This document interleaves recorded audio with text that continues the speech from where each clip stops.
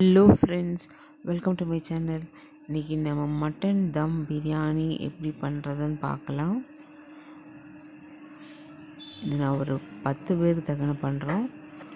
1 kilo mutton, 1.5 table spoon அளவு இஞ்சி பூண்டு பேஸ்ட், கொஞ்சம் மஞ்சத்தூள் போட்டு ஒரு 5-6 விசில் வேக வச்சு எடுத்துக்கோங்க. கொஞ்சம் 1/2 டம்ளர் to 1 டம்ளர் தண்ணி ஊற்றி ஒரு வானிலையில் நெய் சூடாக்கிட்டு பட்டை, கிராம்பு, ஏலக்காய், பிரியாணி இலை போட்டு வதக்கிட்டு ஒரு 5 to 6 ஆனியனை நல்லா இந்த மாதிரி நீள் வாக்கில் கட் பண்ணி 2 பச்சை மிளகாய் எல்லாம் போட்டு நல்லா வதக்கிக்கணும்.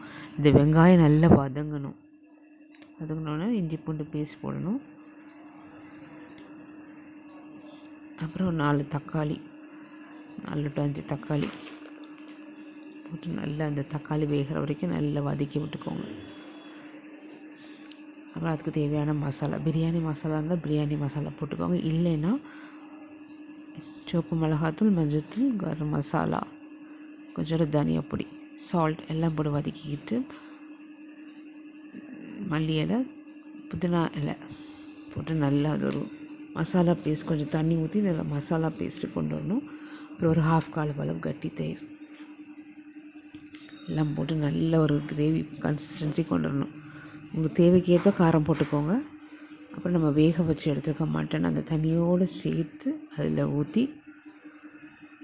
கொஞ்சம் மூடி வச்சு வேக வைங்க. அந்த மசாலாலாம் அதில் வந்து இறைச்சிக்குள்ளே ஏறட்டும்.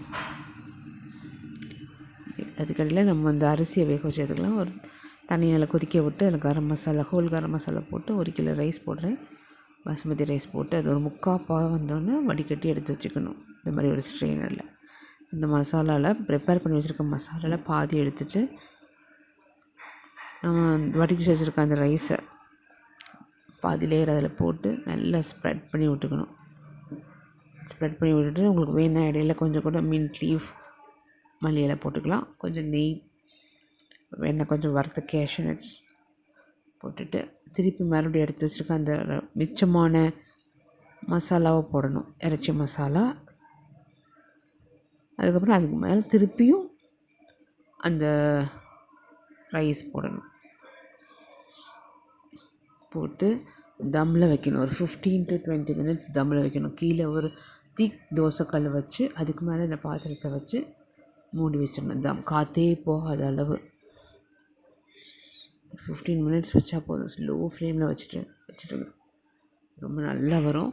அடி பிடிக்காமல் வரும். நல்ல திக்கான பாத்திரமாக இருந்துச்சுன்னா நீங்கள் ட்ரை பண்ணி பாருங்கள். ஒரு 10 ஆட்கள் சாப்பிட்லாம் இந்த பிரியாணி. ரொம்ப டேஸ்ட்டாக இருக்கும். உங்களோட பிரியாணி எசன்ஸ் இருந்தால் அது கூட ஊற்றிக்கலாம். அதையும் மூடி பண்ணி ப்ரிப்பேர் பண்ணிவிட்டு மூடி வச்சுருங்க. 15 minutes கழித்து இது ஒரு சைடாக இருந்து எடுத்து பாருங்கள். ரொம்ப சூப்பராக வரும், உதிரியாக. ட்ரை பண்ணி பாருங்கள் ஃப்ரெண்ட்ஸ்.